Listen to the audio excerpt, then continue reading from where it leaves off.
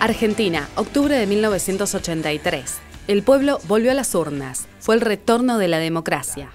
Y asegurar los beneficios de la libertad para nosotros, para nuestra posteridad y para todos los hombres del mundo que deseen habitar el suelo argentino.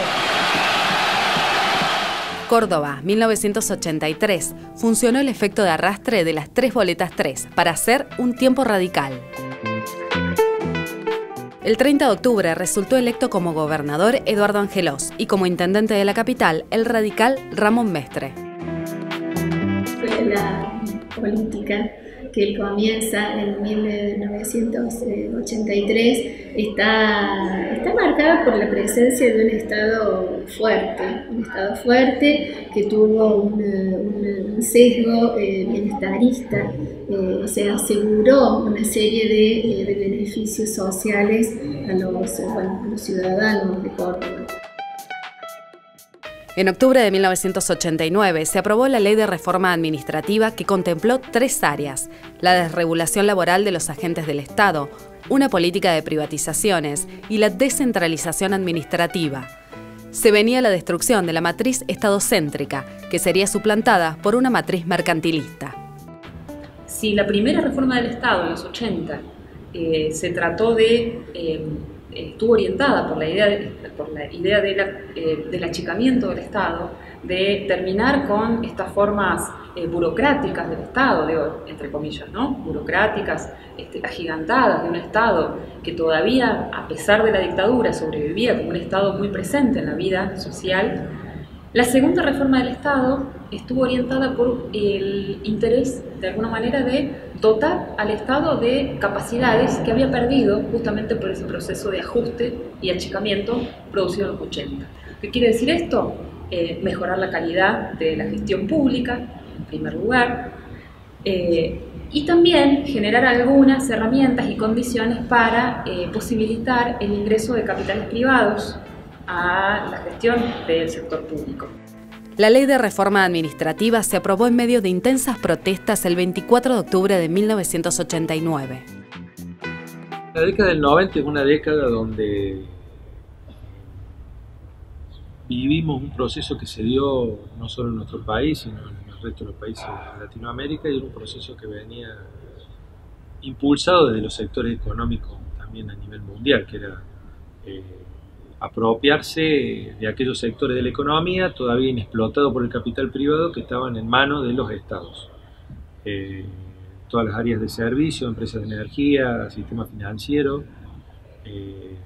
Por eso fíjate vos cómo voy nombrando esto, y son las áreas que se privatizaron en el país, ¿no? La UCR volvió a ganar las elecciones en 1991. El triunfo permitió postergar el alineamiento con el gobierno nacional de Menem, manteniendo la idea de isla cordobesa, pero el gasto público se mantuvo elevado y los recursos nacionales no llegaron. El problema devino en la tercera gobernación de Angelós y bueno, devino por distintas causas, por una serie de malos... por una mala administración, porque se recargó a los bancos oficiales. En esa época existían el Banco de la Provincia de Córdoba y el Banco Social como agentes de financiamiento de las políticas que llevaba adelante Angelós, porque Córdoba también de alguna manera marcaba el contrapunto con respecto a lo que era la política a nivel nacional. O sea, como se sabe, en 1989 se había iniciado el gobierno de Carlos Menem, del Partido Justicialista, que puso en marcha una serie de reformas neoliberales. Angelós intentó mantener el modelo cordobés, pero la nación exigió la adecuación a la llamada modernización del Estado. Los plazos estaban agotados. En el inicio de 1995, la provincia no pudo pagar los sueldos del sector público.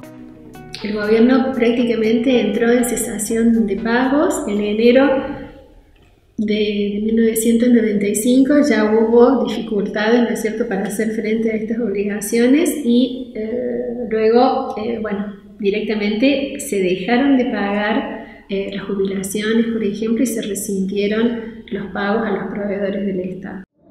Y demás trabajadores que se han congregado en esta céntrica esquina para protestar contra las políticas de ajuste del gobierno nacional y provincial. Luego de meses sin cobrar, los docentes iniciaron una huelga por tiempo indeterminado y las clases no empezaron.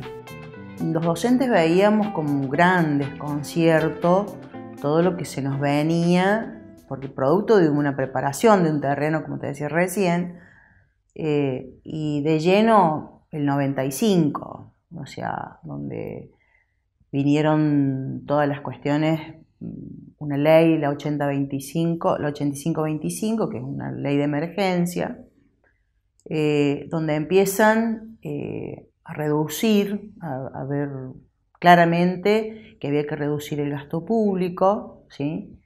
En esa reducción no solamente tenía que ver con achicamiento del Estado, como levantamientos de salas de 4 años,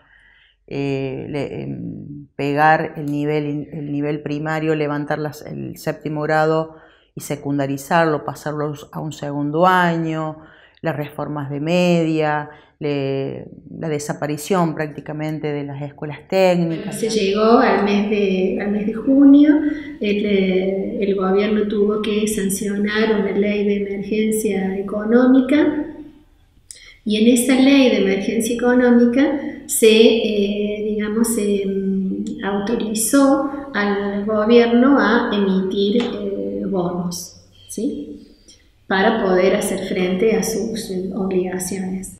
El impacto en Córdoba la veíamos venir, pero recién fue en el año 95.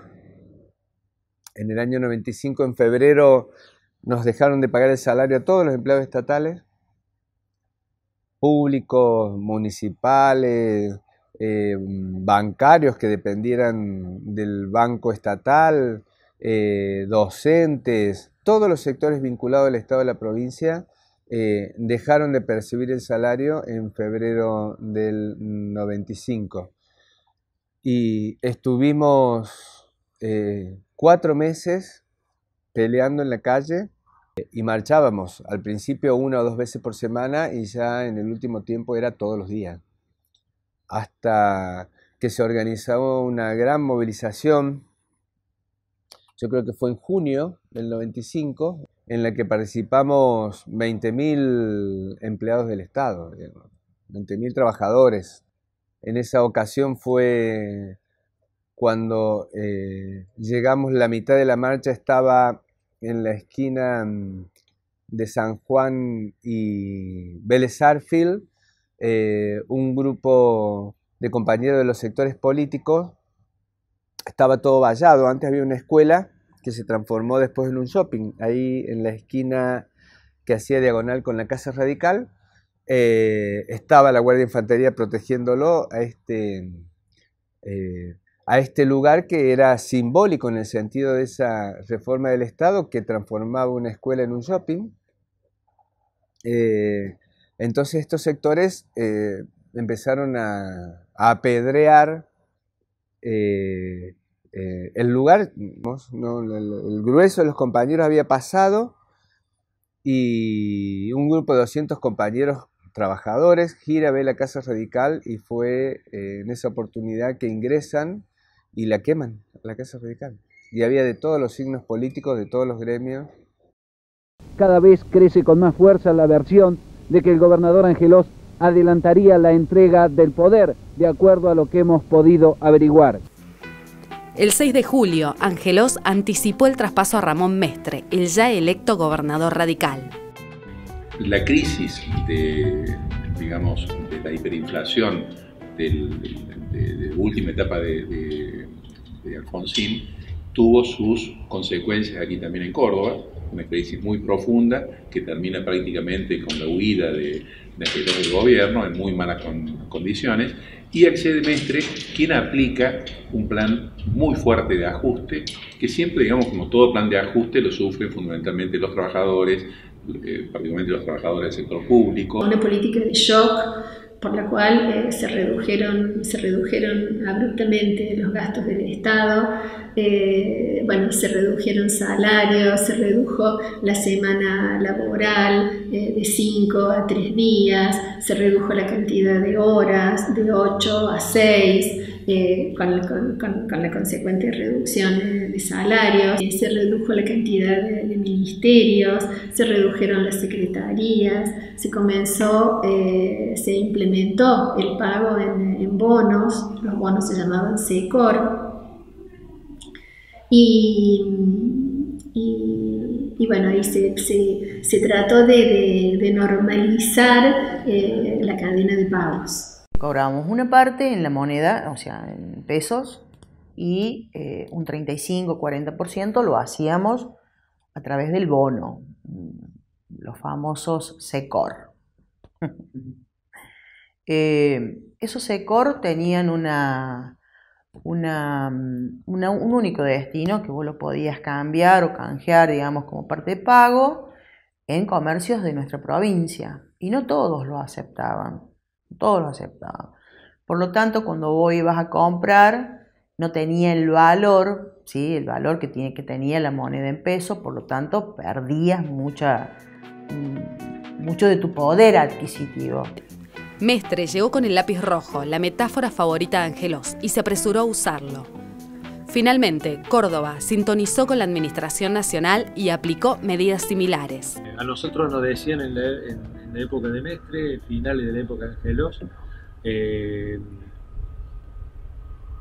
que se iba a reconvertir nuestro trabajo, que íbamos a hacer, que queríamos tener una política más eficiente de ordenamiento del gasto. O sea, te empezaron a hablar en términos que uno no tiene en la cabeza, no relaciona qué te están diciendo. Entonces vamos a racionalizar el gasto público. Yo me acuerdo que en aquella época, ¿qué pensábamos? Bueno, racionalizaremos el gasto, gastaremos menos, trataremos de aprovechar más la hoja, la resma, el tóner, los vehículos, ser más eficientes en lo que hacemos. Bueno, al cabo de 2 años, racionalizar el gasto público era echar gente.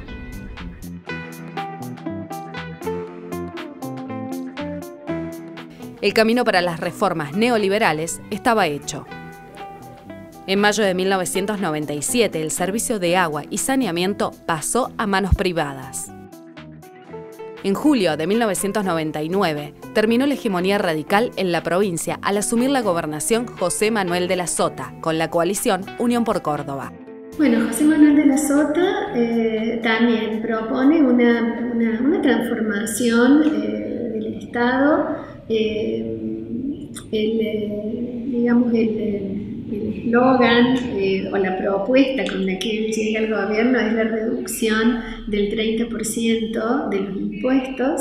Entonces él sostenía la idea de que el Estado estaba sobredimensionado, de que el Estado era un Estado oneroso, era oneroso, ¿no es cierto?, mantener esa dimensión del Estado, y que esta situación daba lugar a muchos casos de corrupción. Entonces él sostenía la idea de reducir las funciones del Estado y de hacerlo más eficiente. De la Sota envió en enero del 2000 el proyecto de ley del nuevo Estado. Se propuso desregular los servicios públicos a cargo del Estado, la privatización de la Lotería y del Banco Provincia de Córdoba, la reubicación y reducción del plantel estatal. Se constituyeron corporaciones económicas y las agencias, que incluían la participación de actores privados en instituciones de carácter público como ministerios y secretarías. Tanto en el ámbito de la salud como del desarrollo social, como del deporte incluso, se empezaron a evidenciar algunas nuevas tendencias que colocaban al Estado en un rol subsidiario en lo que tenía que ver con la provisión de estos servicios y de estos derechos, ¿no? De esa manera desconociendo no solo las obligaciones del Estado de proveer de estos servicios a la población de manera universal, sino también cuestionando justamente la existencia de un derecho universal y los beneficios que a toda la comunidad trae la posibilidad de que todos accedan a los derechos y a la distribución de ciertos bienes y servicios, ¿no? Yo creo que tuvimos la suerte de aguantar, bueno, no es la suerte porque fue una decisión también, pero de aguantar, de no entrar en la privatización y de resistir y hasta que llegó el final del periodo, o sea, y de golpe vos te empezaste a ver que la opinión pública empezó a dar vuelta, ¿viste? O sea, como que todo este tema de la privatización empezó a ser mala palabra, estaba vinculada a los despidos, estaba vinculada a la precarización, estaba vinculada a la mala calidad de los servicios, y nosotros llegamos a ese momento, ¿viste? En que en realidad se cayó ese modelo económico se cayó. Estaba claro que tenían que diezmar al movimiento obrero cordobés y a los sectores estatales dentro de eso para producir esta reforma que significaba achicar el gasto público, la reducción de la intervención del Estado directamente en la vida económica, pero este matiz que por ahí parece que se pierde, sin embargo, significó que no terminaran de privatizar el Banco de Córdoba, que no terminaran de pasar a manos privadas la EPEC. Córdoba logró sostener una impronta de construcción gremial con una mirada política que viene de la época de Atilio López, Elpidio Torres, Tosco y muchos otros compañeros. Quedó así planteado el cambio de modelo de un estado de bienestar a un estado gestor.